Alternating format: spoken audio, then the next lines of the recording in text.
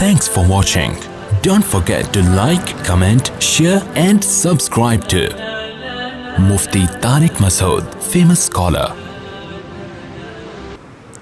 الحمدللہ نحمده ونستعینه ونستغفره ونؤمن به ونتوکل علیہ ونعوذ باللہ من شرور انفسنا ومن سیئات اعمالنا من يهده اللہ فلا مضل له ومن يضلل فلا هادی له ونشهد ان لا الہ الا اللہ وحدہ لا شریک له ونشهد ان محمدا عبدہ ورسولہ صلی اللہ تعالی علیہ وعلی آلہ واصحابہ وبارک وسلم تسلیما کثیرا کثیرا.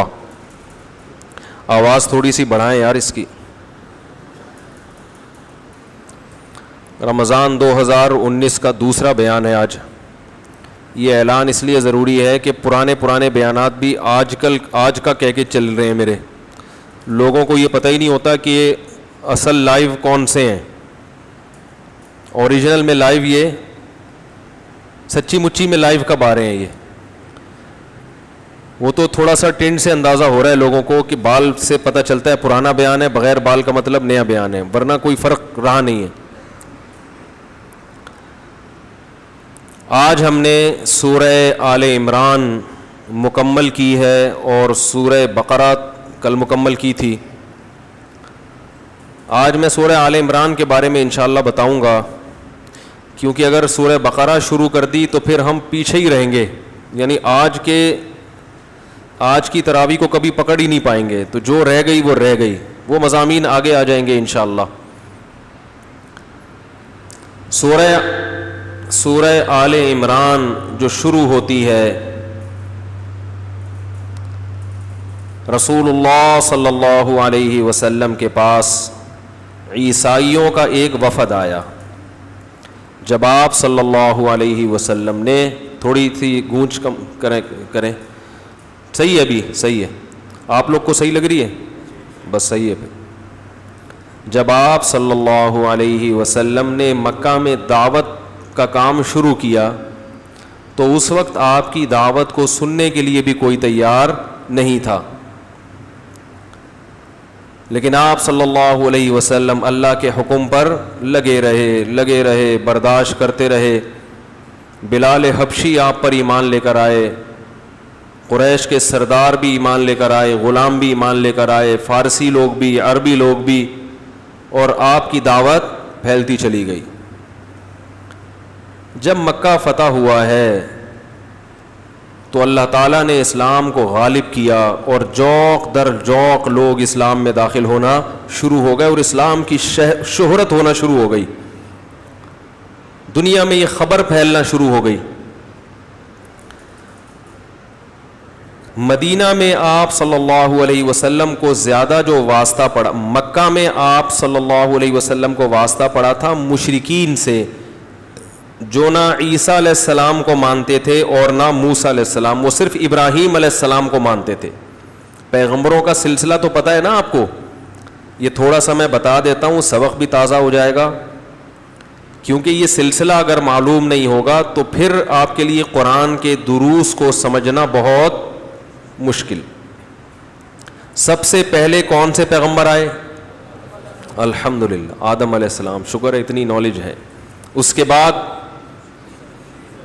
شیس علیہ السلام, پھر ادریس علیہ السلام, پھر درمیان میں آتے رہے ہیں بہت سارے جو ہمیں معلوم ہیں, ہم ان کی بات کر رہے ہیں.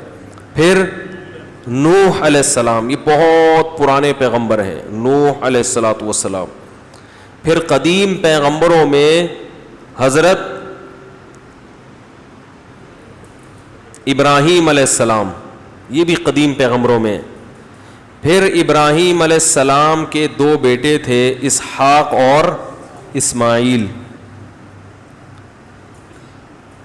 اسحاق علیہ السلام کی اولاد تھی فلسطین میں, ارض شام میں. یہ جو آج کا شام ہے یہ بہت چھوٹا ہے. نبی کے دور میں اس کی حدود, جیسے نبی کے دور کا جو ہندوستان ہے اس میں سندھ بھی تھا, اس میں پنجاب بھی تھا, بلوچستان بھی تھا, اور برما بھی تھا, اور اس میں بنگلہ دیش بھی تھا, اور شاید نیپال بھی تھا اس میں.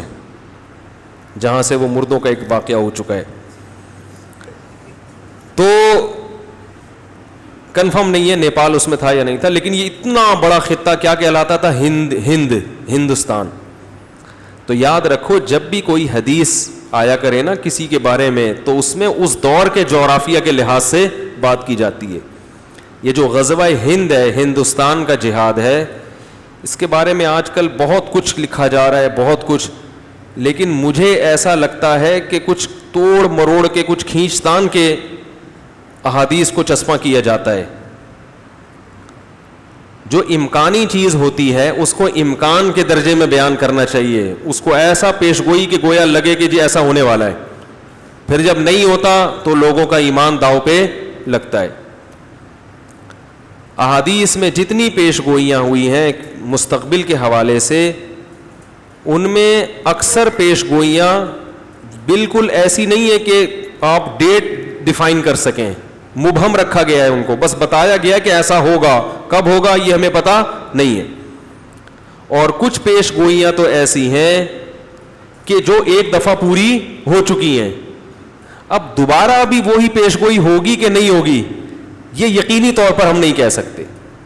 جیسے ہندوستان کا جہاد, اس کے بارے میں فضیلت وارد ہوئی ہے کہ عصابتان من امتی احرزہم اللہ من النار, میری امت کی 2 جماعتیں ایسی ہیں جن کو اللہ جہنم کی آگ سے بچائے گا. عصابۃ تغزو الہند, ایک وہ لشکر جو ہندوستان پہ حملہ کرے گا, وعصابۃ تکون مع عیسی ابن مریم, اور ایک وہ لشکر جو حضرت عیسیٰ کے ساتھ مل کر لڑائی کرے گا. اب ہندوستان کا جو جہاد تھا اس میں جب حملہ ہوا جن لوگوں نے ہندوستان پر, وہ اس فضیلت کے یقینی اہل ہیں. اب دوبارہ حملہ ہو یا ہوگا, یہ لوگ اس حدیث میں داخل ہوں گے کہ نہیں ہوں گے, اس کے بارے میں حدیث خاموش ہے. تو اب اس میں اجتہادی رائے ہے, کچھ کی رائے ہو سکتی ہے کہ ہوں گے, کچھ کی رائے ہو سکتی ہے کہ نہیں ہوں گے, کیونکہ ایک دفعہ جو اصل پیش گوئی تھی وہ پوری, بولو بھائی, ہو چکی. جیسے حدیث میں آتا ہے لَتَفْتَحُنَّ الْقُسْطُنْطِينِيَّةَ وَلَنِعْمَ الْأَمِيرُ أَمِيرُهَا وَلَنِعْمَ الْجَيْشُ جَيْشُهَا, کہ تم ضرور بالضرور قسطنطینیہ استنبول پہ حملہ کرو گے اور اس کو فتح کرو گے, اور اس وقت کا سب سے بہترین امیر وہ ہوگا جو قسطنطینیہ پہ حملہ کرے گا, اور وہ لشکر سب سے بہترین لشکر ہوگا جو استنبول پہ حملہ, استنبول کا دوسرا نام قسطنطینیہ ہے, اس پہ حملہ کرے گا. یہ فضیلت سلطان محمد فاتح لے گیا. ہٹو بچوں, ہو گیا کہ نہیں ہو گیا؟ یہ فضیلت کس کے حصے میں آئی؟ سلطان محمد فاتح کے, کیونکہ استنبول کو فتح کرنا آسان کام نہیں تھا. ہم نے تو لائیو کوریج کی تھی نا وہاں سے, 1000 سال سے وہاں عیسائیوں کی خلافت قائم تھی, صحابہ گئے, تابعین گئے, تبع تابعین گئے, کوئی بھی فتح نہیں, تبھی مشکل کام تھا, تبھی تو نبی نے فضیلت دی. اور اس کی لوکیشن ایسی تھی جغرافیائی لحاظ سے کہ یورپ اور ایشیا کے درمیان, تو اتنی بڑی دیوار کو فتح کرنا اور پانی پہ, خشکی پہ کشتیاں چلانا, تو یہ فضیلت کس نے حاصل کر لی؟ سلطان محمد فاتح نے. اب اگر دوبارہ استنبول پہ ضرورت ہوئی جہاد کرنے کی, تو پھر یہ فضیلت اس دوسرے کمانڈر کے حق میں یقینی, بولو بھائی, نہیں ہے, کیونکہ اب وہ بات تھوڑی ہوگی. پھر اس کو ہم ویسے ہی کہیں گے کہ بھئی جہاد کی علی الاطلاق فضیلت ہے, کہیں بھی ہو. دوسرا, اس بیس پر بلا وجہ استنبول پہ حملہ کوئی کرے, یہ ہو رہا ہے آج کل. میں آپ کو بتا رہا ہوں, احادیث کو جس نے جو کرنا ہوتا ہے نا, اس کو اپنے مطلب کی حدیث مل جاتی ہے. اب اگر اس حدیث کو بنیاد بنائے کوئی جماعت بن جائے, کوئی تنظیم لڑکوں کو جمع کرے, آؤ ترکی پہ حملہ کرتے ہیں, کیونکہ ترکی میں بے حیائی بہت ہے. لوگ کہیں بھائی طیب اردگان کوشش تو کر رہا ہے, کہہ رہے یہ کوشش یہ سیاست کی کوشش ہے, یہ اچھی کوشش نہیں ہے, سیاست سے کچھ نہیں ہوتا, اصل تو جہاد سے ہوتا ہے. اور لوگوں کو جمع کر کے اچھا بھلا ترکی کی واٹ لگا دے, ٹھیک ہے نا. اور جب دلیل پوچھی جائے تو دلیل دے, نبی نے فرمایا سب سے بہتر جہاد اور امیر کون سا ہے جو استنبول پہ حملہ کرے. تو بتاؤ اس کا اس موقع کے لیے اس حدیث کا استعمال صحیح ہوگا؟ آواز گونج تو نہیں رہی؟ صحیح ہوگا؟ نہیں ہوگا. ہم گراؤنڈ ریئلٹی کو دیکھیں گے, بھئی اس لڑائی کا فائدہ ہے یا نقصان. چند اسلامی ملک رہ گئے گنے چنے جن میں تھوڑی سی پاور ہے, آپ نے انہی کے خلاف لڑائی شروع کر دی اسلام کا نام لے کر, اسباب کی دنیا میں آپ کے لیے فتح کی امید نہیں ہے تو اس سے بھی جائیں گے. اب وہ کہہ نہیں حدیث میں آتا ہے کہ سب سے بہتر لشکر, تو بھائی وہ سلطان محمد فاتح یہ فضیلت حاصل کر چکا ہے, اب آپ کو زیادہ فنٹر بننے کی ضرورت بولو بھائی نہیں ہے. تو اسی طرح غزوہ ہند کے بارے میں یا اور جس طرح کی روایتیں, ان میں یقینی طور پر تو وہ مجاہدین فضیلت حاصل کر چکے ہیں جنہوں نے ہندوستان پر اسلام کا جھنڈا لہرایا. اب دوبارہ اس حدیث کا مصداق وہ لڑائیاں ہیں یا نہیں ہے, ان سے احادیث خاموش ہیں. تو اس میں یقینی طور پر اس فضیلت میں داخل کرنا یہ محل نظر ہے, اس پر اشکال ہے. تو میں یہ عرض کر رہا تھا, ابراہیم علیہ الصلاۃ والسلام کے دو بیٹے, ایک اسحاق, اور یہ کہاں تھے؟ ارض شام میں, جو برکت والی زمین ہے. برکت والی زمین, اللہ نے اس کو برکت والی زمین کہا ہے سورہ بنی اسرائیل میں. سبحان الذی اسری بعبدہ لیلا من المسجد الحرام الی المسجد الاقصی الذی بارکنا حولہ. پاک ہے وہ ذات جو اپنے بندے یعنی محمد صلی اللہ علیہ وسلم کو مسجد حرام سے مسجد اقصی کی طرف لے گیا, جس مسجد اقصی کے ارد گرد کا ایریا ہم نے برکت والا رکھا ہے. جب اللہ یہ کہے کہ میں اپنے بندے کو یہاں سے وہاں لے گیا ہوں, تو اس سے مراد خواب ہوتا ہے بھائی؟ میں کہوں کہ میں آپ کو یہاں سے وہاں لے گیا, تو آپ کہیں یہ تو ممکن نہیں ہے اتنی جلدی, تو میں کہوں سبحانہ, میری طاقت ہے, قدرت ہے. تو اللہ نے اس آیت سے پہلے اپنے نام کے ساتھ سبحانہ لگایا کہ وہ ہر عیب سے پاک ہے. تمہیں اشکال تو ہوگا کہ وہ کیسے لے گیا بھائی, تو اللہ بتاتے ہیں وہ ہر عیب سے پاک ہے جو اپنے بندے کو تھوڑے سے حصے میں لے گیا. یہ بات جناب پروفیسر غامدی صاحب کو سمجھ میں چونکہ نہیں آتی. یہ لوگ ویسے قرآن کا بہت نام لیتے ہیں کہ ہم ابو حنیفہ کو بھی مانتے ہیں, شافعی کو بھی مانتے ہیں, مالک کو بھی مانتے ہیں, امام احمد بن حنبل کو بھی مانتے ہیں, سب قابل قبول تھے, لیکن قرآن کے مقابلے میں ان کو نہیں مانتے. پھر جو قرآن ان کے مقابلے میں پیش کرتے ہیں وہ ان کے مقابلے میں نہیں ہوتا, وہ آپ کی اپنی ذاتی رائے ہوتی ہے جو آپ ان ائمہ کے مقابلے میں پیش کر کے عوام کو سیدھے راستے سے ہٹا رہے ہوتے ہیں. سمجھ میں آ رہی ہے بات؟ قرآن ایک وہ ہے جو ان ائمہ نے سمجھا اور ایک وہ ہے جو میں اور آپ سمجھتے ہیں. تو ہم یہ نہیں کہتے کہ آپ قرآن کو مت فالو کریں, ان ائمہ کو فالو کریں, نا نا نا نا نا. ہم کہتے ہیں کہ قرآن کو آپ اپنی سمجھ کے مطابق فالو مت کریں. امت نے جو قرآن کو سمجھا ہے وہ آپ سے زیادہ اچھا سمجھا ہے, اس سمجھ کو فالو کریں. تو جہاں اپنے مطلب کی چیز ہوگی وہ قرآن بالکل انکار, اور جہاں دوسرے کا قرآن سے استدلال کر رہا ہوگا, جہاں اپنا مطلب نکل رہا ہوگا وہاں قرآن, جہاں دوسرے کا مطلب قرآن سے نکل رہا ہے وہاں قرآن کا انکار. تو یہ چل رہا ہے آج کل. جب بات چلی گئی ہے تو تھوڑا سا یوں بتا دوں کہ یہ جو انہوں نے کہا کہ قرآن میں آگے یہ بھی تو آتا ہے وَمَا جَعَلْنَا الرُّؤْيَا الَّتِي أَرَيْنَاكَ, اے نبی ہم نے جو آپ کو رؤیا دکھایا وہ حق تھا. تو رؤیا خواب کو بھی کہتے ہیں. تو جناب پروفیسر غامدی صاحب نے رؤیا کو خواب کے معنی میں لے لیا, حالانکہ رؤیا خواب کو بھی کہتے ہیں, صرف خواب کو نہیں کہتے.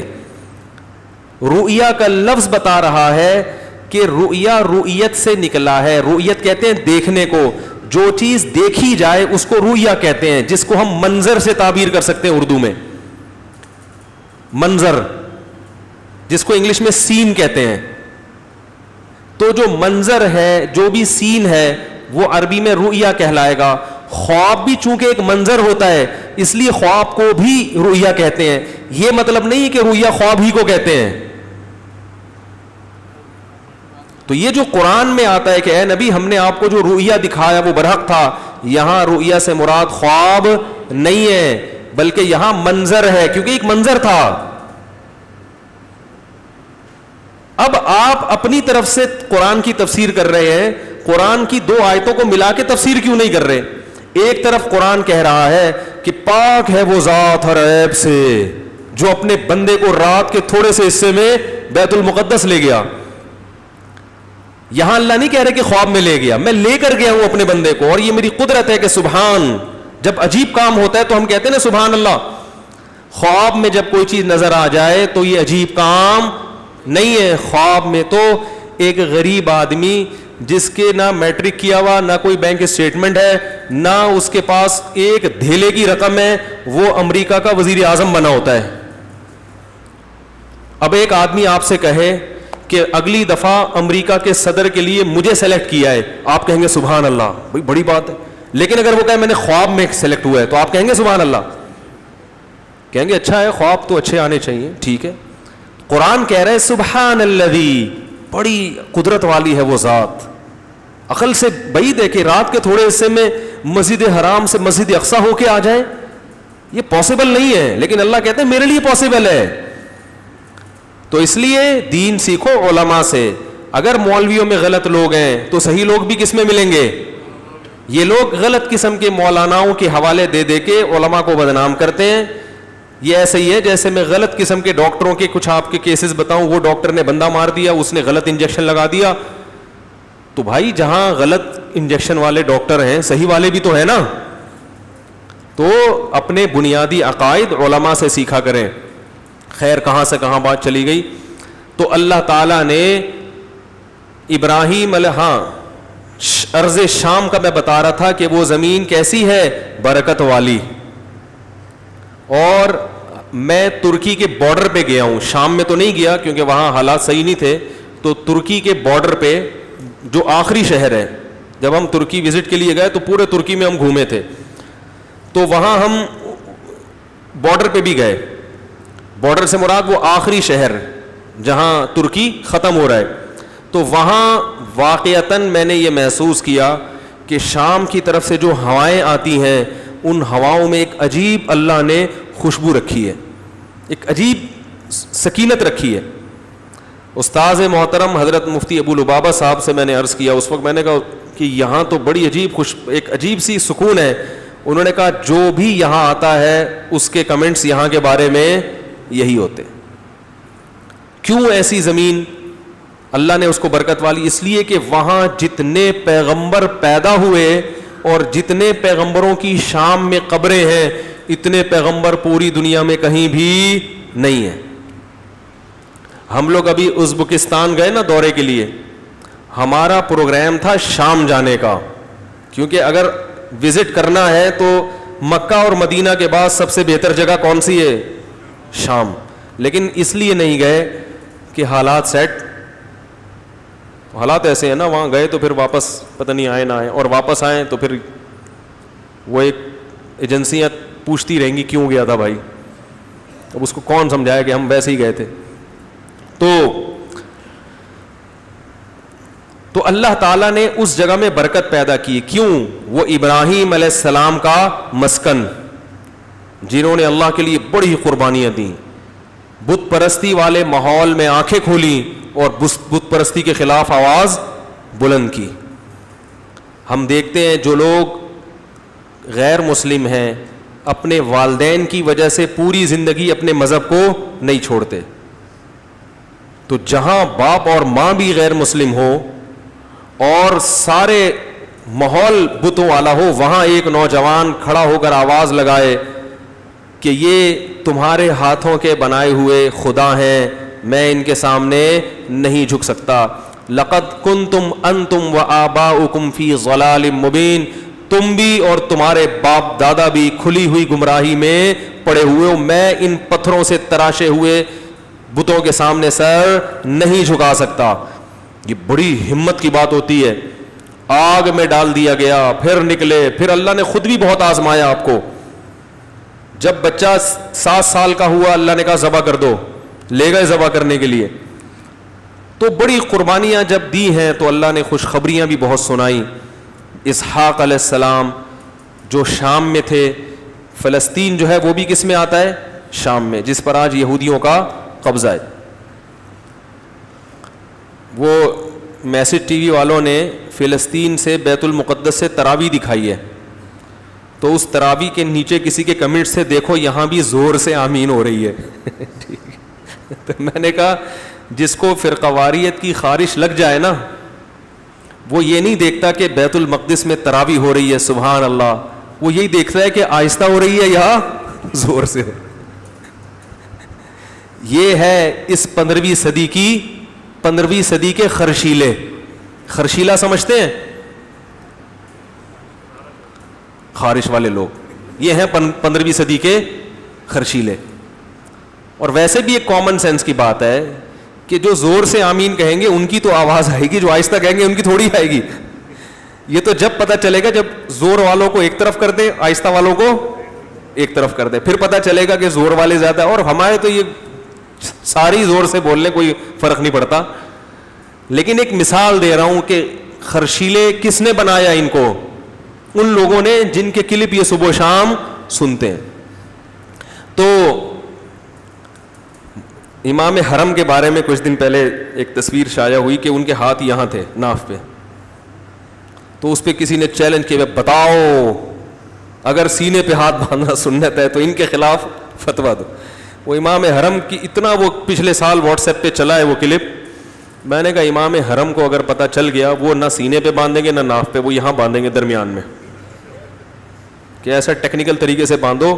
جیسے ڈاکٹر ذاکر نائک صاحب سے جب ہماری ملاقات ہوئی تو انہوں نے کہا کہ میں نے جب نماز سکھانا شروع کی نا ٹی وی چینل میں, تو رفع الیدین جب میں نے نماز رفع الیدین والی سکھائی تو جو رفع الیدین نہیں کرنے والے لوگ تھے ان کی طرف سے دلائل آنا شروع ہو گئے کہ یہ نماز نہ کرنے کے جو دلائل ہیں وہ. تو میں نے کہا اب نہیں کرنے والی شروع کروں گا تو وہ کرنے کی طرف سے, تو انہوں نے نماز کا طریقہ سکھانا چھوڑ دیا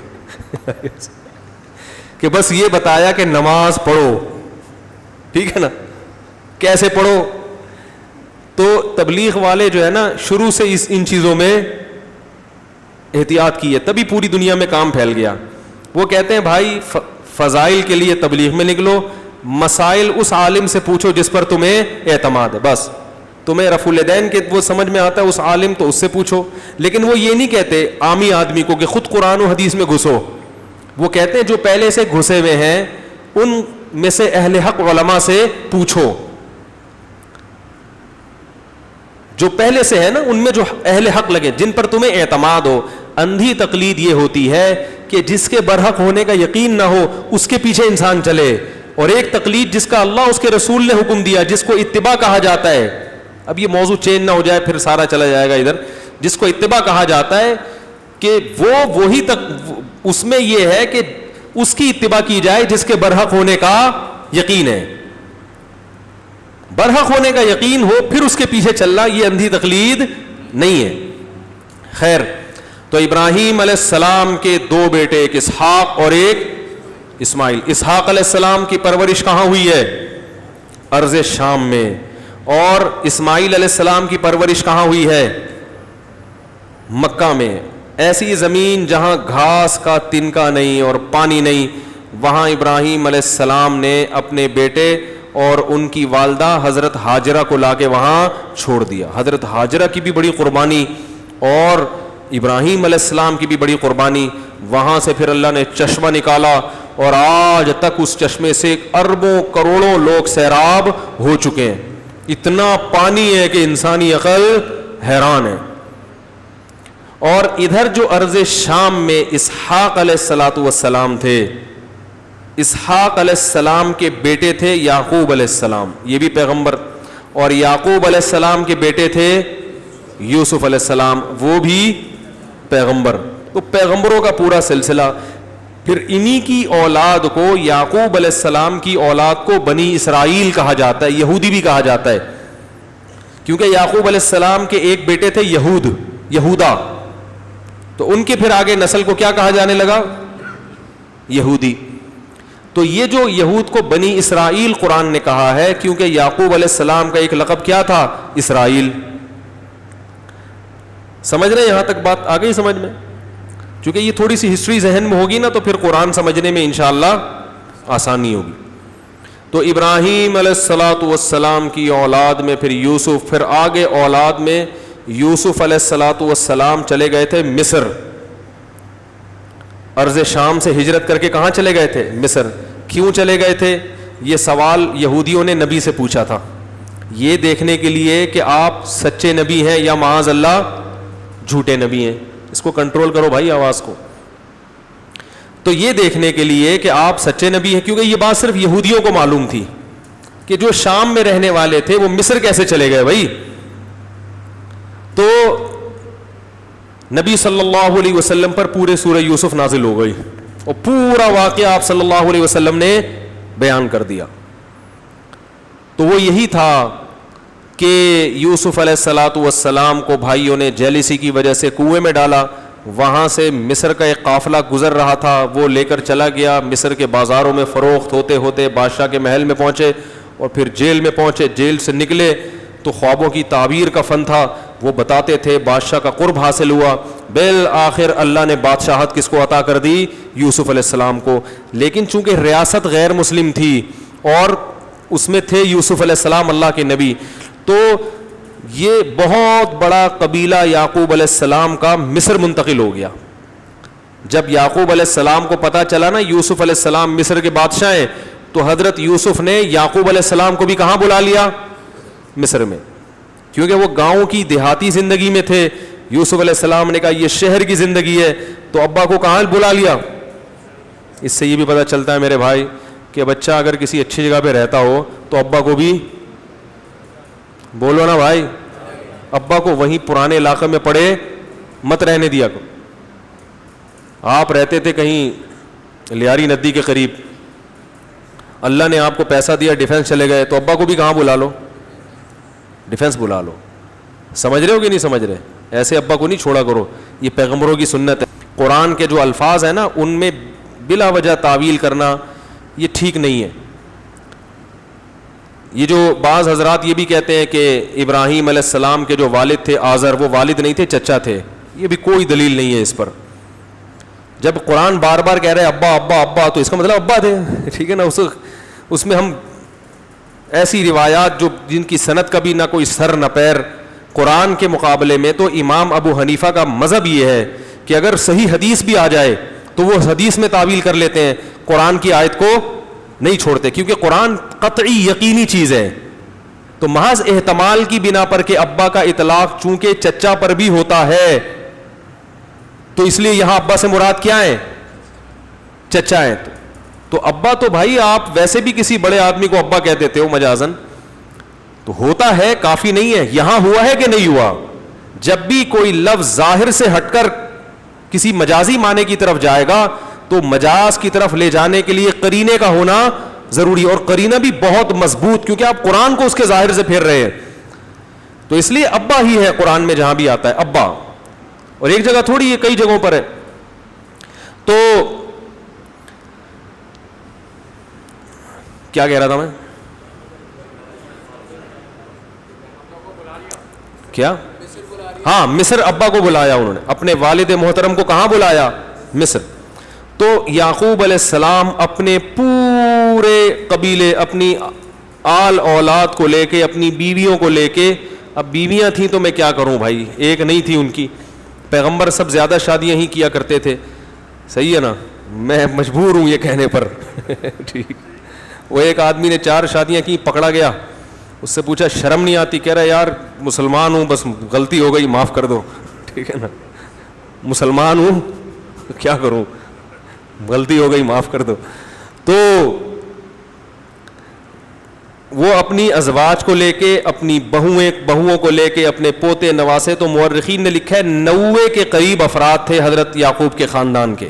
پیغمبروں کے خاندان بڑے ہوا کرتے ہیں، کیونکہ بڑا خاندان یہ برکت کی علامت ہے، چھوٹا خاندان یہ برکت کی علامت نہیں ہے۔ اس پہ اور دلائل ہے، پھر موضوع چینج ہو جائے گا۔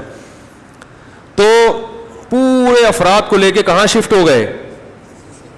مصر۔ اپنے بیٹوں کو بھی لے کے، جنہوں نے ان کو کنویں میں ڈالا تھا، وہ سب کہاں چلے گئے؟ مصر۔ تو یہاں سے جو ابراہیم علیہ السلام کی آل اولاد تھی وہ کہاں شفٹ ہوئی ہے؟ مصر میں۔ جب مصر میں شفٹ ہوئی ہے تو مصر میں جب ان کی حکومت تھی تو معاملہ صحیح چلتا رہا, لیکن میجورٹی چونکہ غیر مسلموں کی تھی, تو کچھ وقت کے بعد جاتے جاتے آہستہ آہستہ معاملہ مسلمانوں کے ہاتھ سے نکلنا شروع, کیونکہ آبادی کی کثرت کی ایک بڑی قیمت ہوتی ہے. اور پھر وہ لوگ جب حکومت میں آئے تو وہ مسلمانوں سے حسد کرنا انہوں نے شروع کر دیا, جیسے کہ پوری دنیا میں آج بھی اکثر علاقوں میں مسلمانوں کو پنپنے نہیں دیا جاتا. ابھی میں گیا نا یہاں پر تنزانیہ, مسلمان بہت ہیں یہاں, 50% سے زیادہ مسلمان ہیں, لیکن لوگوں نے بتایا کہ ایجوکیشن میں مسلمانوں کو پیچھے رکھا جاتا ہے اور عہدوں میں مسلمانوں کو پیچھے رکھا جاتا ہے, ہر چیز میں. میں مانتا ہوں کہ ہر جگہ ایسا نہیں ہے, ہر جگہ ایسا نہیں ہے, لیکن زیادہ تر جگہوں پہ ایسا ہی ہے. تو وجہ کیا ہے؟ اسلام میں اتنی اٹریکشن ہے, اتنی اٹریکشن ہے کہ اسلام لوگوں کو اپنی طرف کھینچتا ہے. انہیں پتا ہے مخالفین کو کہ کوئی اور مذہب ان کو اپنی طرف نہیں کھینچے گا. یہ مذہب میں اتنی اللہ نے کشش رکھی ہے کہ یہ لوگوں کو اپنی طرف کھینچے گا. تو حسد اسی سے ہوتا ہے جس کو اللہ نے حسن و جمال دیا ہوتا. دیکھو ایک باڈی بلڈر ہے نا, باڈی بلڈنگ شنڈنگ بنا کے نکلا, گولے ڈولے بنا کے نکلا, لوگوں کو دکھاتا پھر رہا ہے, یہ ہو رہا ہے نا, اپنا دکھا رہا ہے ڈولے. ایک اتنا سا مریل سا تیلی جیسا بچہ آیا, لڑکا آیا کھیلتا ہوا, تو باڈی بلڈر کو اس سے جیلسی ہوگی, بلکہ اس کو لا کے کھڑا کرے گا, آ جا تو بھی میرے ساتھ دکھا, تاکہ لوگ کمپیئر کریں, دیکھو اس کے ڈولے دیکھو. اور کیا ہو گیا بھائی, ایسا ہی ہوگا نا. لیکن یہ ڈولے دکھا رہا ہے لوگوں کو, اور یہ یوں کر کے اتنے میں اس سے 2 فٹ اونچا آدمی آ گیا, اور اس کے اس سے بھی ڈبل. یہ جناب 50 kg اٹھا رہا ہے تو اس نے 100 kg اٹھانا شروع کر دیا. تو یہ اس کی وجود کو برداشت, کہے گا اس کی وجہ سے میری دکان بند ہو رہی ہے. ہاں اگر اہل حق ہوگا کہے گا کوئی بات نہیں بھائی, اللہ نے مجھے اتنی طاقت دی, تمہیں اللہ نے زیادہ طاقت دی, تو کوئی بات نہیں بھائی, ویلکم, بہت اچھی, بہت خوشی ہوئی تمہیں دیکھ کے. جیسے کہ لوگ ایسے ہی لوگ بھی ہیں, اگر کسی کے پاس اپنے سے زیادہ نعمت دیکھیں بڑے خوش ہوتے ہیں, ماشاءاللہ مجھے بھی اللہ نے نعمت دی, مگر اللہ نے آپ کو ماشاءاللہ اور زیادہ نعمت دی, بڑی خوشی ہوئی. لیکن ایسے لوگ مارکیٹ میں شارٹ ہوتے ہیں, ٹھیک ہے نا, بہت تھوڑے سے ہوتے ہیں جو کسی کی نعمت کو دیکھ کر خوش ہوتے ہیں. اکثر جل بھن کے کباب بننے والے لوگ زیادہ ہوتے ہیں, سوائے وہ جس پر اللہ فضل کرے. اور یاد رکھو یہ انسان کی بہت بڑی کوالٹی ہے کہ وہ کسی کے پاس نعمت دیکھ کر خوش ہو جائے. یہ بڑی مشکل سے دل بنتا ہے. یہ ہم نے اہل اللہ میں دیکھی ہے, یہ صفت اہل اللہ میں دیکھی ہے کہ وہ کسی کے پاس نعمت دیکھ کے کیا ہوتے ہیں, خوش. حضرت حکیم الامہ مولانا شرف علی تھانوی فرماتے تھے, حالانکہ خود بہت غریب تھے, بہت مسکین تھے, لیکن فرماتے ہیں جب میں کسی دولت مند مسلمان کو دیکھتا ہوں مجھے بڑی خوشی ہوتی ہے کہ الحمدللہ مسلمانوں کے پاس بھی اللہ نے پیسہ دیا ہے. کیونکہ مسلمان کے پاس پیسہ ہوگا تو مسلمان طاقتور ہوگا, اور مسلمان کے طاقتور ہونے سے اسلام طاقتور ہوگا. اپنا گھر کیسا ٹوٹا پھوٹا, لیکن فرماتے ہیں جب کسی کا بنگلہ دیکھتا ہوں تو بڑی خوشی ہوتی. تو آج کل یہ دل کی کیفیت مارکیٹ میں, اس قسم کے دل مارکیٹ میں شارٹ ہیں. سمجھ رہے ہو کہ نہیں سمجھ رہے؟ یعنی آپ کا دلی طور پر خیر خواہ جو چاروں آپ آگے نکل, ابا اماں تو ایسے ہوتے ہیں کہ ہمارا بچہ آگے نکل جائے, باقی لوگ یعنی اس طرح نہیں ہوتے, ہوتے ہیں تھوڑے ہوتے ہیں. تو چونکہ یوسف علیہ السلام مصر میں تھے, ان کا مذہب تھا بھائی اللہ کی عبادت, ایک خدا کو پوجنے والے. پھر مسلمان جہاں بھی ہوتے تھے پیغمبروں کو ماننے والے, یہ طہارت ان کی گھٹی میں پڑی ہوئی تھی. مسواک کرتے تھے, لباس کو صاف رکھتے تھے, قضاء حاجت کے بعد پانی سے استنجا کرتے تھے. ہم ازبکستان میں تھے, اتنا صاف ستھرا ملک, اتنا صاف ستھرا کہ حد ہو گئی صفائی کی, لیکن واش روم میں جاؤ تو پانی نہیں ہے استنجا کے لیے.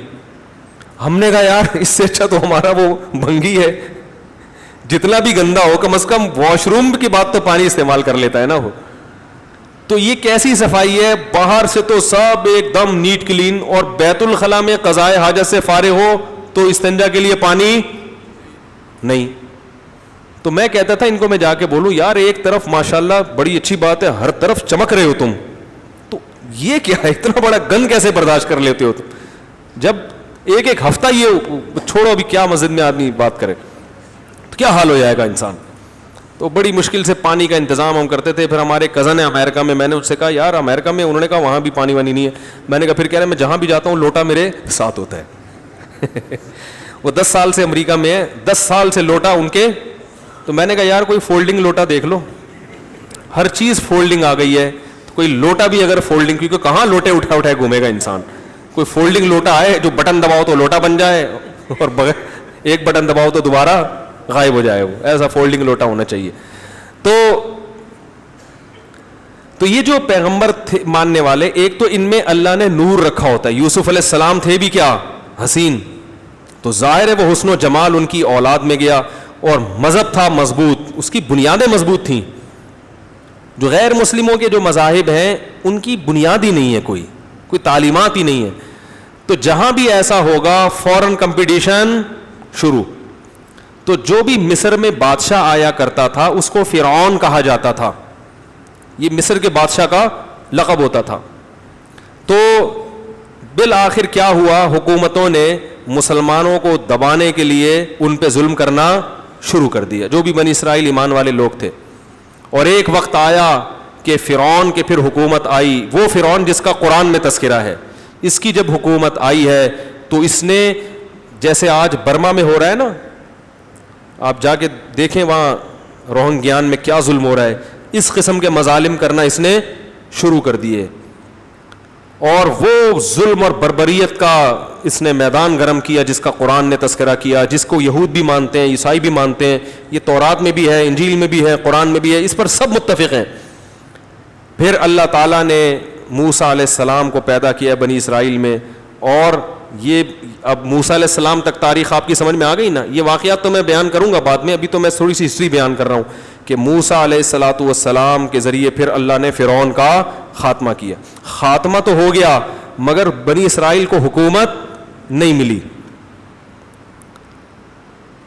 تو پھر اللہ نے ان کو حکم دیا کہ وہ جو ارض مقدس ہے نا, شام کی سرزمین جہاں سے تمہارے ابا ہجرت کر کے مصر گئے تھے, وہاں لڑائی کرو, جہاد کرو اور اس زمین پر قبضہ کرو.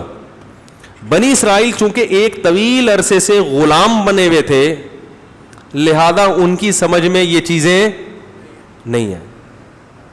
جب آپ کی سوچ عالی ہوتی ہے تو بڑی بڑی چیزیں سوچتے ہو, چھوٹی سوچ ہوتی ہے تو محدود, کہ بس ہمیں کھانا مل جائے, جیسے میں کہتا ہوں نا جو کہیں چھوڑو پھر زیادہ اچھا نہیں ہے. تو ان کی سوچ کیا ہو چکی تھی, محدود, کم ہمتی. غلامی بہت بڑا عذاب ہے. ہمارے جو حکمران اسمبلیوں میں بیٹھے ہوئے ہیں سب نہیں, زیادہ تر یہ چونکہ انگریزوں کے ان کا ذہن بن چکا ہے غلامی والا, یہ وہ سوچ ہی نہیں سکتے جس میں ہماری قوم کا فائدہ ہو. یہ سوچیں گے بھی تو ایک محدود ذہن کے اندر, یہ اس خول سے باہر نکلنے کے لیے تیار ہے ہی نہیں, یہ اسی خول میں رہیں گے. خواتین کے حقوق, بچوں کے حقوق ہے بھائی, اور یہ وہی نا جو ان کو انہوں نے سکھا دیے, وہ حقوق جو اوریجنل حقوق ہیں جو علماء بتاتے ہیں ان کی طرف ہی آنے کے لیے تیار ہوں گے ہی نہیں. تو یہ ایک سوچ ہو جاتی ہے نا, کمتر گھٹیا سوچ بن جاتی ہے انسان کی, بوٹ پالش کر کر کے. تو یہ وہی ہو گئے. ان سے اب آپ زیادہ خیر کی توقع نہ رکھیں, بس اتنا ہو کہ کوشش کیا کریں ایسے لوگوں کو ووٹ دیں جو تھوڑی سی مینٹل اپروچ ان کی کیا ہے, ذرا اچھی ہے, کچھ کریٹو سوچ جسے کہا جاتا ہے. تو نتیجہ کیا نکلا کہ فرعون کو اللہ نے غرق کر دیا, تباہ کر دیا. پھر اللہ نے موسیٰ علیہ السلام کو کہا کہ اپنی قوم کو حکم دے کہ واپس کہاں جائے, بیت المقدس. قوم میں ہمت ہی نہیں تھی, وہ غلام بوٹ پالش کر کر کے بیچارے فرعون کے جو ہے نا ان کے ذہن کیا ہو چکے تھے, چھوٹے ہو چکے. انہوں نے کہا اے موسیٰ ہم نہیں جاتے. اللہ کو بڑا غصہ آیا اور پھر ان پہ سزا ملی کہ اسی میدان میں گھومتے رہو. وہیں حضرت موسیٰ علیہ السلام کا انتقال ہو گیا. اور پھر ان کے بعد موسیٰ علیہ السلام کے بعد کوئی نبی آئے جس کا قرآن میں تذکرہ ہے, پھر ان نبی کی معیت میں انہوں نے جہاد کیا. تھوڑے سے لوگوں نے کیا, باقی سارے فرار ہو گئے. تو وہ جن تھوڑے سے لوگ تھے ان میں داؤد علیہ السلام بھی تھے. نہیں آ رہی بات, وہ جو تھوڑے سے لوگ تھے ان میں داؤد علیہ السلام جو پیغمبر اس وقت تک نہیں بنے تھے. زیادہ تر لوگ پتلی گلی سے نکل کے بھاگ گئے, ٹھیک ہے نا. تھوڑے سے لوگ تھے ایمان والے, وہ پیغمبر کے ساتھ ڈٹ گئے, کیونکہ دشمن بہت طاقتور تھا جس کا نام تھا جالوت, اور مسلمانوں کے کمانڈر کا نام تھا طالوت. تو طالوت کا مقابلہ ہوا کس سے؟ جالوت سے. اور اسی طالوت کی فوج میں, انہی طالوت کی فوج میں داؤد بھی تھے.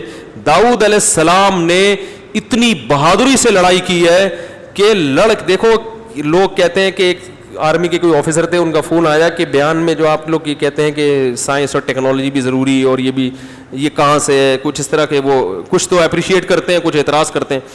تو میں نے کہا میرے بھائی, یہ جو صحابہ کرام نے اتنی لڑائیاں لڑی ہیں, یہ اس دور کی جدید ٹیکنالوجی کے بغیر ممکن تھی. حضرت معاویہ رضی اللہ عنہ نے بحری بیڑا سمندر پہ لا کے ڈال دیا. یہ ایڈمرل کا جو لفظ ہے نا انگلش میں, یہ عربی سے آیا امیر البحر. سب سے پہلا جو بحری بیڑا تیار کر کے جنگ لڑی ہے وہ کس نے؟ تو بحری بیڑے پر اتنی بڑی جہازوں کو لا کے ڈال دینا کہ پوری فوج کو سمندر پہ اتار دینا, یہ کیا اس دور کی جدید ترین ٹیکنالوجی کے بغیر ممکن ہے؟ اس دور میں جو بھی جدید ترین ٹیکنالوجی ہوگی وہ حضرت معاویہ اور آپ کے ساتھ لڑنے والوں نے سیکھی ہوگی نا, کیونکہ اگر اس سے زیادہ ٹیکنالوجی دشمن کے پاس ہوتی تو پھر تو اسباب کی دنیا میں, بولو بھائی, ہار چکے تھے. یہ جو سلطان محمد فاتح نے ترکی پہ حملہ کیا تھا استنبول پہ, یہ صرف دعاؤں سے نہیں ہوا, یہ صرف تہجد اور دعاؤں سے ہوا ہوتا تو تابعین تبع تابعین حملہ کر چکے ہوتے, کامیاب ہو چکے. اسباب کی دنیا میں قسطنطینیہ کو فتح کرنا ممکن نہیں تھا, کیونکہ اتنی بڑی بڑی دیواریں چاروں طرف شہر کے, اور خشکی کا کوئی راستہ ہی نہیں ہے گھسنے کا, تو یہ ممکن نہیں تھا نا. تو سلطان محمد فاتح نے دعائیں بھی کریں اور اسباب بھی اختیار کیے. اس نے کہا کیوں فتح نہیں ہو رہی؟ پتہ یہ چلا کہ حملہ ایک طرف سے ہو رہا ہے اور ایک طرف اتنا دفاع کرنا پڑ رہا ہے ہمیں کہ پوری فوج بھی اگر شہید کروا دو گے یہاں سوائے نقصان کے کچھ بھی حاصل نہیں ہوگا. ہم ہوتے تو ہم کہتے اب روحانی والے کو فون کرو, کوئی وظیفہ بتائے گا, وہ وظیفہ بتائے گا. سلطان محمد فاتح نے دماغ استعمال کیا, اپنے شیخ و مرشد کو بھی لے کے گیا دعا کروانے کے لیے. اس نے کہا صرف اسباب سے نہیں, دعا بھی ہوگی, لیکن پہلے وہ تمام اسباب جو ہمارے بس میں وہ اختیار کریں گے پھر دعا ہوگی. اللہ کہتے ہیں جو کام ہے پہلے وہ تو کرو نا. روٹی کھاتا نہیں ہے کہ اللہ نا پیٹ بھر دے, شادی کرتا نہیں اللہ اولاد دے دے.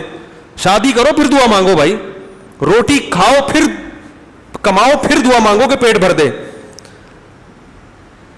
روزگار کی تلاش نہیں ہے اور وظیفہ کر رہا ہے روزگار مل جائے. میں پوچھتا ہوں تم وظیفے میں کتنا ٹائم ہو؟ 2 گھنٹے وظیفہ. میں نے کہا جاب تلاش کرنے میں کتنا ٹائم؟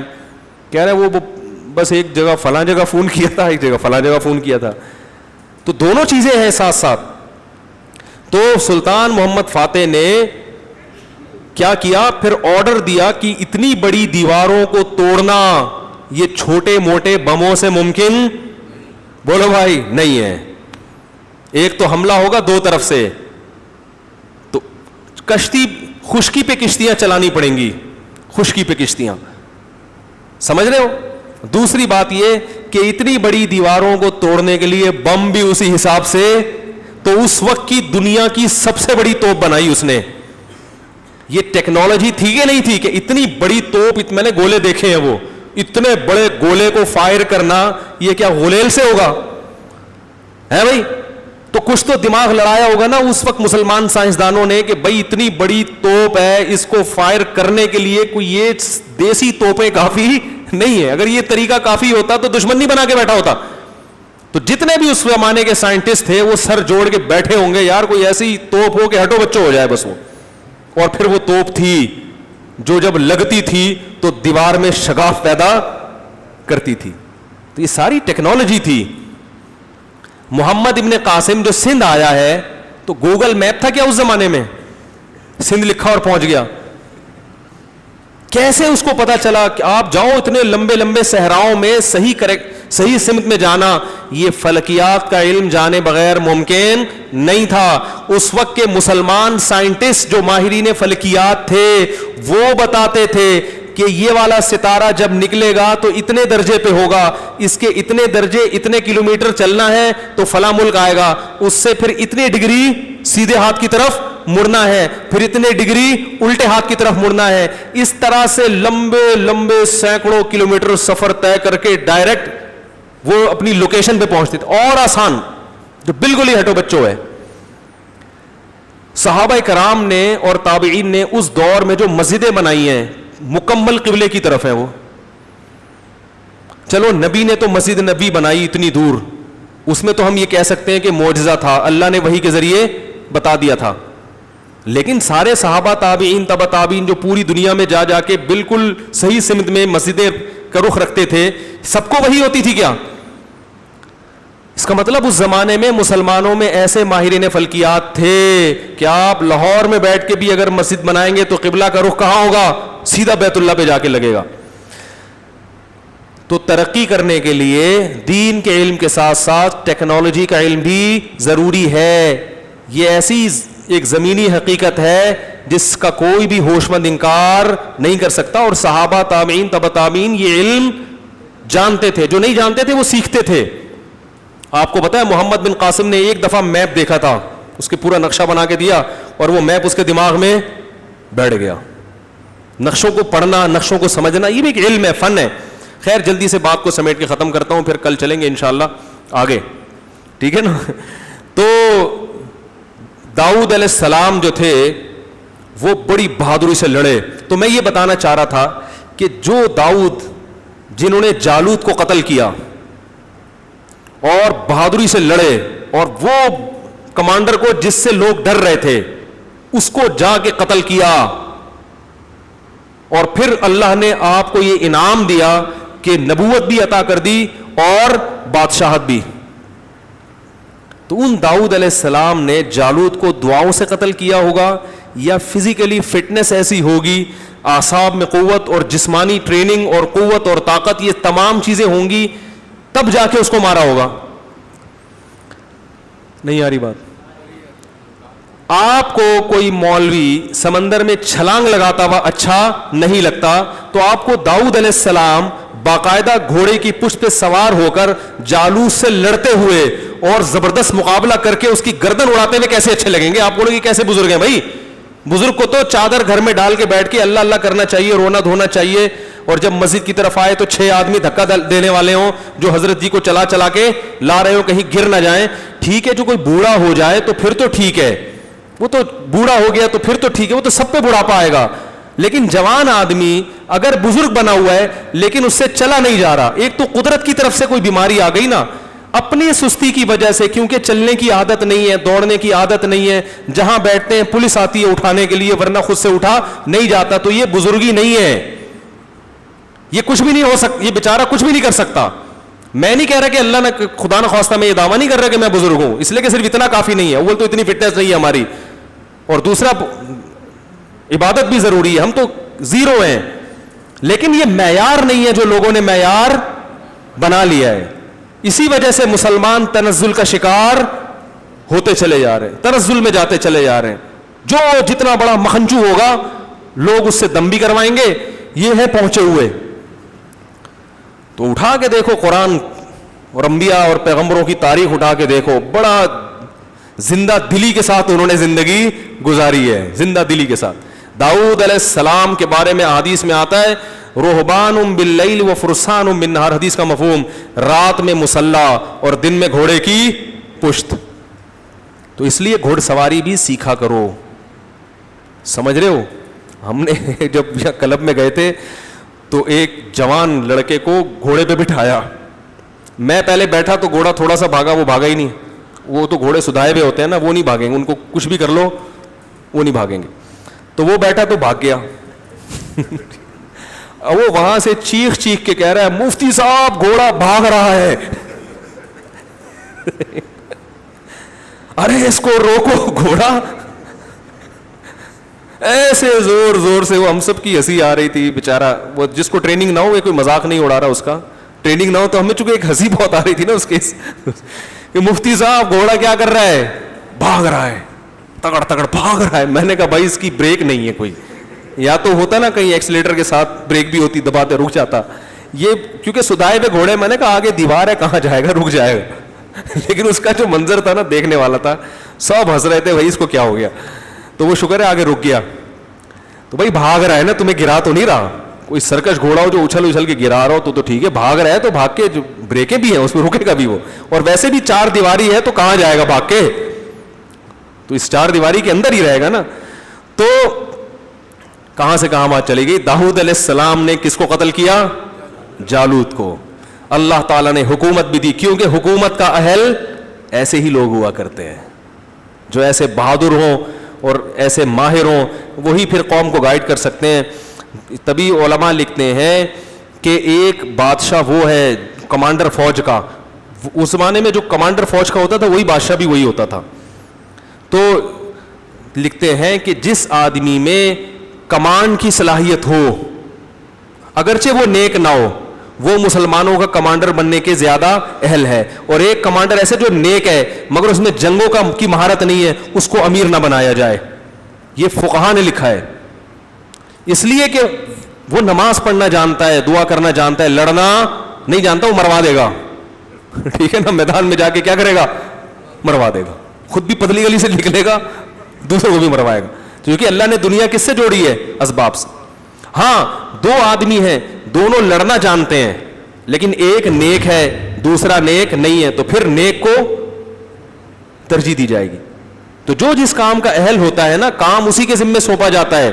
جیسے دو ڈاکٹر ہیں, ایک نیک ہے ایک کم نیک ہے, تو ہم کہیں گے بھائی جو ڈاکٹر نیک ہے اس سے علاج کراؤ. لیکن ایک آدمی ہے جو ڈاکٹر نہیں ہے مگر نیک بہت ہے, اور ایک ہے فاسق ہے مگر ڈاکٹر ہے, تو علاج ہم کیا کہیں گے, کس سے کراؤ؟ بھائی ڈاکٹر سے. یہ نیک ہے مگر اس کو کیا پتا کہ کون سا ٹیکا لگانا ہے تم نے. تو جو بھی کام ہے وہ اس کے اہل کو دیا جاتا ہے. ہاں اس میں تقویٰ ہوگا تو پھر برکتیں آئیں گی, اللہ کی مدد زیادہ آئے گی اس میں. کیونکہ جہاد میں صرف لڑائی نہیں, اللہ نے مسلمانوں کو کہا ہے کہ تقویٰ بھی اختیار کرنا پڑے گا. صرف اسباب کی دنیا میں اسباب پر نظر رکھنا کافی نہیں ہے, دونوں چیزیں ضروری ہیں. تو آج مسلمان کسی بھی چیز کو فوکس نہیں کر رہا, نہ تقویٰ ہے اور نہ ٹیکنالوجی کی طرف توجہ دے رہا ہے.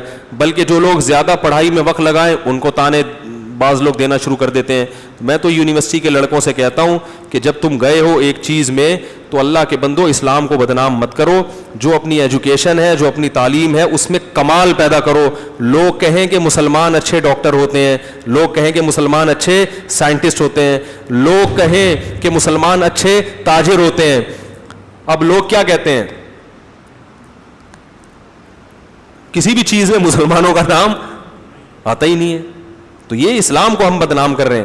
خیر یہ یہاں تک کافی ہے. آج انشاءاللہ داؤد علیہ السلام کے بعد سے تھوڑی بہت جو بنی اسرائیل کی تاریخ ہے اور اسلام تک, وہ میں انشاءاللہ کل بیان کروں گا. یہ ضروری اس لیے کہ پھر اس سے ایک قرآن کا ایک خاکہ آپ کے ذہن میں آئے گا. کل تراویح کیا بھائی, یہ جو تراویح کی تسبیح ہے نا, الجبروتی والملکوتی کیا ہے, دل جبروتی والملکوت, یہ کہیں بھی ثابت نہیں ہے, تو اس کو ترک کر دینا چاہیے. بعض لوگ کہتے ہیں بھئی روکا بھی نہیں ہے, تو ٹھیک ہے, اللہ کی حمد و ثنا کے کلمات ہیں, پڑھنے میں کوئی حرج نہیں ہے. لیکن ایک چیز کو جب لوگ سنت سمجھ رہے ہوں تو جب آپ پڑھیں گے تو لوگ سمجھیں گے کہ واقعی یہ کیا ہے, سنت ہے. تو ایسی چیز جس کو لوگ سنت سمجھ رہے ہوں تو اس کا چھوڑ دینا ہی کیا ہوتا ہے, بہتر ہوتا ہے. تو اس لیے اس کو میں سمجھتا ہوں کہ ترک کر دینا زیادہ افضل ہے. کیا کرے پھر, کچھ بھی کریں, خاموش بیٹھے رہیں اس دوران, اور کچھ بھی پڑھ لیں, درود شریف پڑھ لیں, تسبیح پڑھ لیں, وہ آپ کی مرضی ہے, کوئی بھی تسبیح پڑھ لیں. دوسرا مسئلہ یوٹیوب کی ارننگ کے بارے میں, پھر وہ بہت دیر ہو گئی ہے, ابھی پھر کسی اور وقت بتائیں گے انشاءاللہ.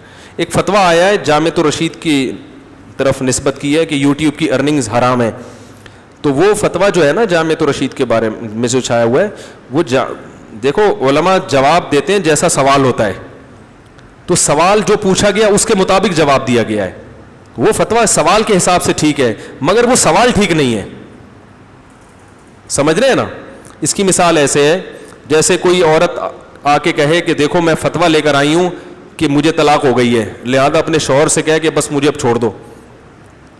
دیکھو مجھے تو جامعۃ الرشید نے فتویٰ دیا, مجھے دارالعلوم کرنگی نے فتویٰ دیا. اب وہ جواب تو دکھا رہی ہے, سوال نہیں دکھا رہی. ٹھیک ہے نا.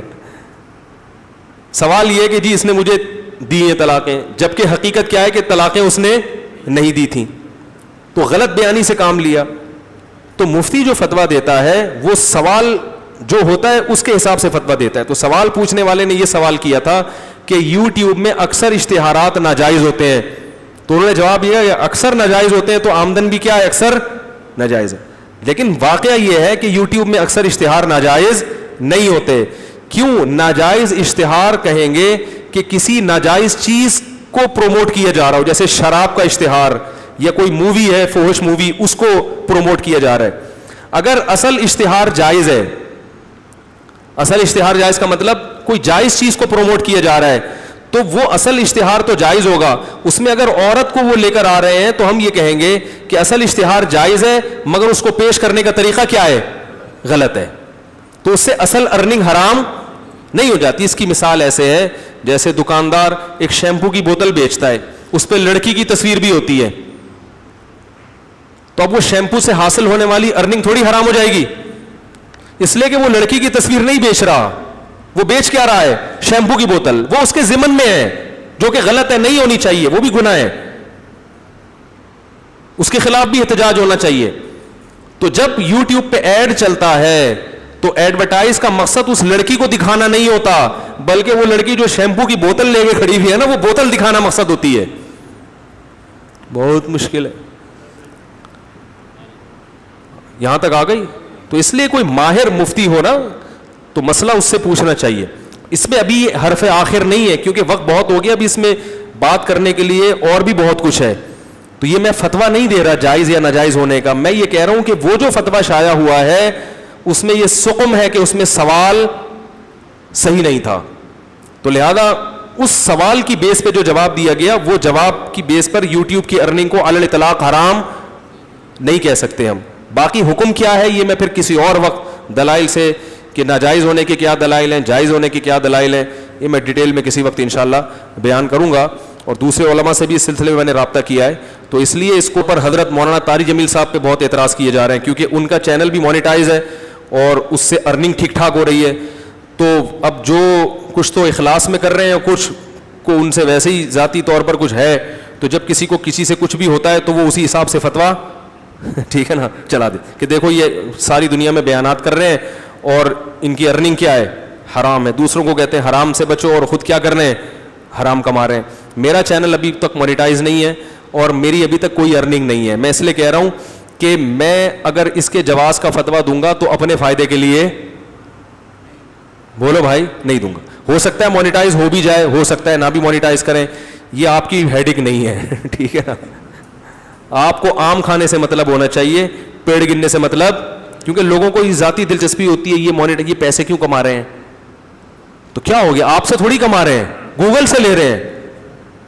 مجھے جب میرا چینل بنا تو مجھے ان لوگوں نے بہت کہا کہ مونیٹائز کرو, میں نے کہا نہیں کروں گا. میں نے کہا اس لیے نہیں کروں گا کہ میں بیان کر رہا ہوں فی سبیل اللہ. جب فی سبیل اللہ میں بیان کر رہا ہوں تو لوگوں سے اس کا عوض کیوں لوں, میں نہیں کرنے دیا میں نے. اور میرے بیانات سے لوگوں نے لاکھوں روپے کمائے ہیں, لاکھوں روپے, لیکن میں نے نہیں کرنے دیا. ایک آرمی کے بہت بڑے آفیسر ملے, انہوں نے کہا یہ بڑی حماقت ہے کہ آپ پیسے نہیں کما رہے, اس لیے کہ آپ جو بیان کر رہے ہیں لوگوں سے تو پیسے نہیں لے رہے, تو لوگ تھوڑی پیسے دیتے ہیں اس پہ بیانات پہ. یہ پیسے کون دیتا ہے؟ گوگل, جو خود کماتا ہے. تو یہ بچت جو آپ کر رہے ہو یہ اپنی نہیں بلکہ ان یہودیوں کی بچت کر رہے ہو جنہوں نے وہ ویب سائٹ, تو یہ نہ لے کے قوم پہ یا امت پہ کوئی احسان نہیں ہے. بہت مشکل ہے بھائی, نہیں آ رہی بات, کیونکہ ہم جب ان کا چینل استعمال کر رہے ہیں تو ان کو تو فائدہ بہرحال ہو رہا ہے. تو اگر آپ نہیں لیتے تو اس کا مطلب سارے ان کو دے رہے ہیں آپ. سمجھ میں آ رہی ہے بات کہ نہیں آ رہی؟ تو پھر بھی نہیں کما رہا میں ابھی تک, ٹھیک ہے نا. تو لیکن میں بتا رہا ہوں کہ وہ جو فتویٰ عدم جواز کا دنیا میں پھیلا ہے وہ ایسے نہیں ہے جیسے بیان کیا گیا, اس میں بہت ڈیٹیل ہے, بہت تفصیل ہے. تو آپ حضرت مولانا طارق جمیل صاحب پہ خامخواہ کا میں علماء سے بدگمان نہ کریں. اول تو وہ ویسے ہی بہت کھاتے پیتے ہیں, ان کو یوٹیوب کی ارننگ کی ضرورت نہیں ہے, اور اگر ہو بھی رہی ہے تو ہو سکتا ہے دین کے کسی کام میں استعمال کر رہے ہوں. وہ ویسے ہی ان کے اتنے, وہ تو پتہ نہیں 40 تو وہ طوائفیں ہیں جنہوں نے ان کے ہاتھ پہ توبہ کی ہے, جن کے گھروں میں 40 لاکھ روپے جاتا ہے ہر مہینہ. تو اچھا ہے نا وہ اپنی جیب سے چلا جائے. اور اگر بالفرض وہ خود بھی کھا رہے ہیں تو جب کوئی کھا رہا ہے تو آپ کو کیا تکلیف ہو رہی ہے اس سے؟ یعنی آپ کے لیے کھانا جائز ہے, مولوی کے لیے کھانا ہے بھائی. وہ ایک چینل اسی طرح مونیٹائز تھا, اس کے نیچے نا کسی نے لکھا یہ تو بہت کما رہا ہے, دوسرے لکھا اصل میں اپنے لیے نہیں, یہ امت کے لیے کما رہے ہیں. تو اپنے لیے بھی اگر کما رہے ہیں تو کیا حرج ہے اس میں بھائی, اپنے پیسے ہیں نا, اور گوگل دے رہا ہے ان کو, تو گوگل سے پوچھو ان کو کیوں دے رہے ہو. تو ظرف بڑا رکھا کرو. اگر کوئی چینل سے کما رہا ہے تو آپ بولو اچھی بات ہے یار, اللہ آپ کو اور کھلائے, ٹھیک ہے نا. ہاں بیانات بیچنا شروع کر دینا, یہ میں اس کو اچھا نہیں سمجھتا. یعنی عوام سے بیانات کے پیسے لینا کہ ایک بیان کے اتنے پیسے لوں گا, جائز یہ بھی ہے, مگر یہ غیر اخلاقی طریقہ ہے. میرے پوری دنیا میں جتنے بیانات ہوتے ہیں فری میں ہوتے ہیں, اس کا 1 روپیہ بھی میں کسی سے الحمدللہ نہیں لیتا. بعض ایسے خطیب ہیں ہر بیان کے پیسے متعین ہیں, تو لوگ مجھے یہ سمجھتے ہیں کہ ایک جگہ میں جا رہا تھا کہیں اندرون سندھ بیان کے لیے, تو ایک صاحب میرے ساتھ, میں نے کہا آپ بھی چلو, تو اس نے اپنے ابا سے اجازت لی. ابا نے کہا مفتی صاحب کو تو پیسے ملیں گے, تجھے کیا ملے گا, مفتی صاحب تو اتنی دور سفر کر کے جا رہے ہیں, ان کو کیا ملے گا پیسے, تو کیوں جا رہا ہے, تجھے کیا ملے گا. اس نے کہا, پھر مجھ سے آ کے پوچھا کہ آپ کو پیسے ملیں گے, میں نے کہا نہیں بھائی. تو وہ ابا وکیل تھے نا, اللہ ان کی مغفرت فرمائے, انتقال ہو گیا. تو وہ کہہ رہا ہے, پھر ابا کے پاس گیا, پھر میرے پاس. ابا کہہ رہے ہیں ہو ہی نہیں سکتا, فری پھوکٹ میں اتنا لمبا سفر کرے بندہ صرف بیان کرنے کے لیے, یہ ہو نہیں سکتا. تو میں نے کہا یار ابا سے بولو کبھی مولویوں میں آ کے بیٹھا کریں, اتنا دور دور رہیں گے نا تو یہ بدگمانیاں ہوں گی. میں نے کہا ابا کو بھی لے آؤ, اور میں نے یہ بھی کہا کہ ابا کا خرچہ بھی میں اٹھاؤں گا اپنی جیب سے, ٹھیک ہے نا, تاکہ وہ دیکھیں کہ کون پیسے, بیان کے پیسے کون دے رہا ہے. کوئی بھی نہیں دیتا, اور ہم لیتے بھی نہیں ہیں بیان کے. کوئی ہدیہ دے وہ تو ایک گفٹ تو کوئی بھی کسی کو کسی بھی وقت دے سکتا ہے نا, اس پہ تو گورنمنٹ کی طرف سے. اب آپ کہیں گے ہاں نام چینج کر دیا, مجھے پتا ہے لوگوں کے اصل میں یوں گھما کے یوں کر کے لے رہے ہیں, یوں کر کے بھی نہیں لے رہے. بیان کا نہ کوئی ہدیہ ہوتا ہے اور نہ کوئی پیسے ہوتے ہیں. اب وضاحت ہو گئی, کیونکہ یہ وضاحت نہ کرتا تو پھر بولتے اچھا نام اس کا کیا رکھ دیا ہے, تو نام بھی نہیں رکھا, وہ بھی نہیں ہے. نہیں آ رہی میرا خیال ہے بات سمجھ میں. ایک ملک میں میرا جانا ہوا, انہوں نے کہا کہ آپ کتنے پیسے لیں گے. میں نے کہا کہ میں پیسے نہیں لیتا بیان کے. انہوں نے کہا نہیں وہ اصل میں تھوڑے سے دے دیں گے, ہم اتنے زیادہ نہیں. میں نے کہا بھائی میں 1 روپیہ نہیں لیتا. میں نے کہا بلکہ اگر میری جیب میں گنجائش ہوئی, آپ نے اگر بیان کروانا ہے اور واقعی وہاں ضرورت ہے, تو میں اپنے خرچے پہ جاؤں گا. آنے جانے کا ٹکٹ بھی کون اٹھائے گا. میں نے کہا ویزا لگوانا صرف آپ کی ہیڈک ہے, کیونکہ یہ لمبا پروسیس ہوتا ہے, یہ آپ کی پھٹیک ہے. پھٹیک سمجھتے ہیں اردو میں ہوتی ہے, بہت غلط چیز ہے, لیکن ہیڈک کہہ لو آپ اس کو, کیونکہ ویزے کا پروسیس ہے بڑا مشکل پاکستانیوں کے لیے خاص طور پر. میں نے کہا اگر میری جیب میں اس وقت گنجائش ہوئی, میں اس لیے کہہ رہا ہوں کہ ابھی پھر فون نہ آئے کہ اچھا اپنے خرچے پہ آپ امریکہ بھی آ جائے, اپنے خرچے پہ آپ برطانیہ بھی آ جائے. تو میں نے کہا اگر اس وقت میری جیب میں گنجائش ہوئی تو آنے جانے کا ٹکٹ کس کا ہوگا, کیونکہ دین کی تبلیغ کرنا یہ ہماری بھی تو ضرورت ہے نا. ہم مدرسوں میں پڑھے ہیں تو کیوں پڑھے ہیں بھائی, دین کی تبلیغ کے لیے. تو اگر ہمیں موقع مل رہا ہے, تو جیسے تبلیغ والے اپنا پیسہ خرچ کر کے جاتے ہیں, تو علماء کی بھی ذمہ داری ہے کہ اگر اللہ نے ان کو پیسہ دیا ہے تو وہ اپنا پیسہ خرچ کر کے جائیں, اپنا پیسہ, کیونکہ یہ ان کا بھی کام ہے نا, تو ان کا بھی تو کام ہے. تبلیغ تو پہلے علماء کی ذمہ داری ہے, عوام تو دوسرے درجے میں ہے. ہاں گنجائش ہو نہیں ہے تو پھر آدمی کہتے بھائی اگر میں آنے جانے کا ٹکٹ کروں گا تو بس ٹکٹ ہی ہوگا, واپس گھر میں جب آؤں گا تو عزت کے ساتھ گھر میں داخلہ نہیں ہوگا. تو گنجائش ہو تو انسان ابھی ازبکستان ہم گئے تھے تو سب علماء اپنے خرچے پہ گئے تھے, سب اپنا خرچ کر کے گئے تھے. تو سمجھ میں نہیں آئی میرا خیال ہے کیا بات, یہ شروع کہاں سے ہوئی تھی. ہاں تو یوٹیوب کی ارننگ سے اگر کوئی مولوی بیچارہ کما رہا ہے تو کمانے دو یار, آپ سے تھوڑی لے رہے ہیں بیان کے. وہ بیان تو وہ فی سبیل اللہ کر رہے ہیں, چونکہ اس سے گوگل فائدہ اٹھا رہا ہے. تو گوگل کہتا ہے آپ نے چونکہ مختلف کمپنیوں کو بھی پروموٹ کرنے کی ہمیں اجازت دی ہے تو ہم خود بھی کما رہے ہیں, تو یہ غیر اخلاقی بات ہے کہ آپ کے ذریعے ہم کما رہے ہیں تو آپ کو اس میں شیئر نہ دیں. تو چونکہ گوگل میں تھوڑی غیرت ہے وہ دے دیتا ہے, پبلک میں یہ غیرت نہیں ہوتی. کیونکہ میں یہ دیکھتا ہوں کہ علماء کے چینل سے وہ لاکھوں روپے کماتے ہیں, لیکن جب کوئی ان سے رابطہ کرے نا کوئی کہ آپ اتنے کما رہے ہو تو اتنے فیصد ہمیں دو, تو وہ نہیں دیتے. وہ کہتے ہیں آپ تو فی سبیل اللہ کر رہے ہو, پیسے کیوں مانگ رہے ہو ہم سے. تو چونکہ گوگل میں غیرت ہے وہ دے دیتا ہے, اور جو علماء کے چینل کے ذریعے کما رہے ہوتے ہیں ان سے پیسے نکالنا ایسا ہے جیسے ہاتھی کو رکشے میں بٹھانا. یہ ہمیں بھی تجربہ ہوا ہے نا جب چینل والوں سے, سب کی بات نہیں کر رہا, اچھے چینل بھی ہوتے ہیں, تو اپنے لیے ان کے اصول کچھ اور ہوتے ہیں, دوسروں کے لیے ان کے اصول, خود کماتے رہیں گے ہزاروں لاکھوں روپے, لیکن کوئی مولوی کمانا شروع کر دے گا نا جس کے نام سے آپ کما رہے ہو, تو اس کو کہیں گے تو فی سبیل اللہ کیوں نہیں بیان کر رہے اللہ کے لیے, تو آپ اللہ کے لیے کیوں نہیں اس کے بیانات کو دنیا میں پھیلا رہے بھائی, یہ اللہ تو سب کا ہے نا, جیسے ان کا ہے آپ کا بھی تو ہے نا. تو اس لیے اگر وہ کما بھی رہے ہیں مولانا طارق مل صاحب, تو کمانے دو میرے بھائی, شکر ادا کرو اللہ کا.